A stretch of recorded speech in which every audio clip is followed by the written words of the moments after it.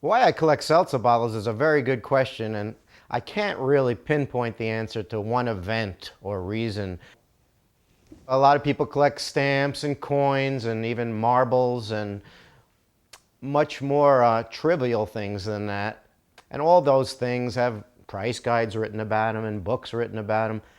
At least with seltzer, you feel like you're doing something unique. There's really, you can almost say, a handful of high-end seltzer collectors in the country, and maybe only 100 or two that collect at all. No book's ever been written about it. No price guides are out. So it's kind of, uncharted territory, and that makes it interesting to me. They combine advertising, colored glass, kitchen collectible, bar collectible. Judaica was prominently a Jewish industry. Even as a little boy in Brooklyn, we were fascinated by the seltzer delivery man and the fact that you could squirt these seltzer bottles into your glass and all this effervescence would occur. You know, as a little kid, you're fascinated with that type of thing. It's something that a clown would do, or something like Clarabelle on the Howdy Doody show. He used to run around with a seltzer bottle, the Three Stooges, the Marx Brothers, right? But we would wait around for the seltzer man to come. It was a thing we would do in Brooklyn. I actually have a couple of photos here of my older brother. He was 6 by the time we left Brooklyn. I was only 3. He's standing next to the seltzer case, waiting for a fresh delivery.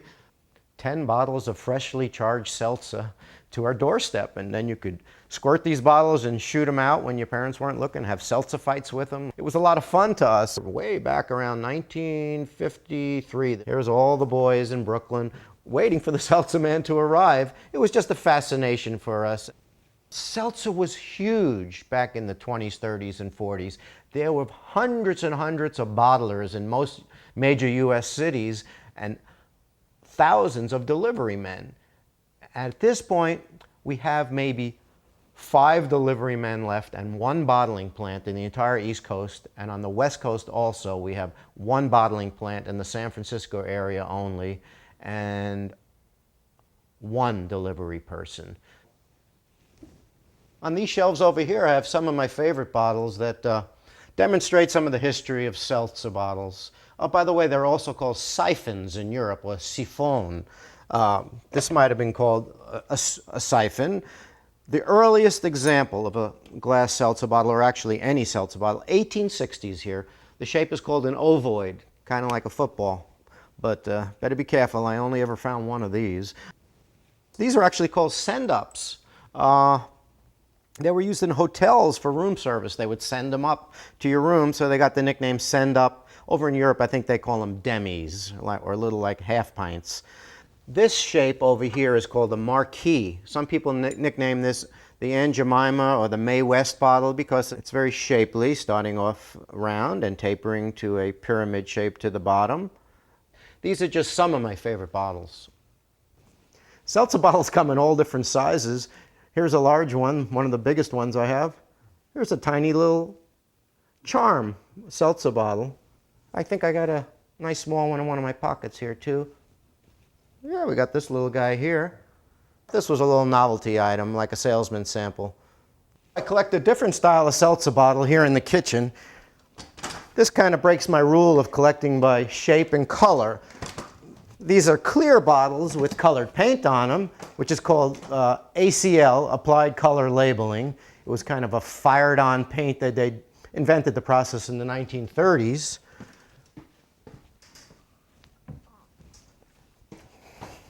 I mostly collect the Art Deco graphics. I particularly like the ones with waiters on them. I think this is my favorite waiter, this comical guy here. I keep these white styrofoam pellets inside to show off the graphics of this black and white and red ACL. The Zebra Room. Los Angeles, the Townhouse Hotel. How many of these could there have been? This one's rare and it's quite beautiful. It's got the graphics of the prancing and dancing zebras on it. I've never seen another, and I doubt they had more than a dozen at the hotel back in the 1930s. Check out this one over here. Schmuck Brothers. It's not a pictorial seltzer bottle, but I thought it had kind of a hilarious name. These Schmuck Brothers were at Cleveland, Ohio. I'll put this red schmuck right over here. Here we are in my garage. I have about 1,000 seltzer bottles in here in various stages of disrepair. Along here you can see I have many seltzer bottles that are fully set up with the glass straw inside and the top, and they're ready to be sold at maybe one of my antique malls or on eBay or at the antique shows that I do. Up along there you can see many seltzer bottles that still need their tops and straws installed. And I keep the parts for them along here. There's a box full of the heads. They're made out of metal or pewter. This over here is just about the holy grail of seltzer bottle collecting. Not only is this my largest bottle, it's my most valuable bottle. Worth about $2,000. This is called a Seltzer gin. They were from England in the 1880s.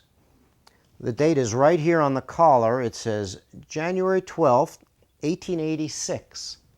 The reason it's valued so much is because of its elongated shape. Nobody I've ever met has seen another example of this shape. Usually they were just two cylindrical bubbles. They call those the double bubbles. This is its male counterpart. This baby is massive. Some of my favorite bottles are on this windowsill over here. This might be my absolute favorite. This is a pink bottle, the footed bottom, with concentric circles going around the entire bottle. It's from Geneva, Switzerland, and has a pink straw inside. This one's from France, and it's also a pink or peach colored bottle with a red, white, and blue straw inside. Very collectible. This is a half-size Vaseline glass bottle. Vaseline glass has uranium in it and will actually glow under a black light. It has a cobalt straw inside. A very rare bottle. I'd like to show you one more. This is a cobalt blue half-size seltzer bottle. This is true cobalt, opaque, you can't barely see through it. Very rare to get this color. This is an extremely valuable bottle. I saw one go on eBay for $850. How are your friends feeling about your father's habit? My friends think seltzer bottle collecting is kind of weird, but the whole time I lived in this house and the house before this, seltzer bottles were almost everywhere.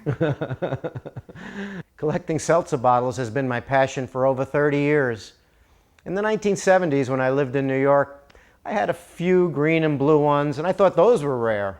But now, with the influx of eBay and all the gorgeous bottles coming in from Europe and South America, I've kind of honed out my collection to 135 beautiful and unique seltzer bottles. However, I have about another 1,000 out in my garage that aren't part of my collection, and I have a mini storage unit with 5,000 others, not including the 12,000 at a secret location in Los Angeles. Different varieties of seltzer bottles have been around for over 140 years. And hopefully with collections like mine, they'll be around for a lot longer for people to enjoy in the future.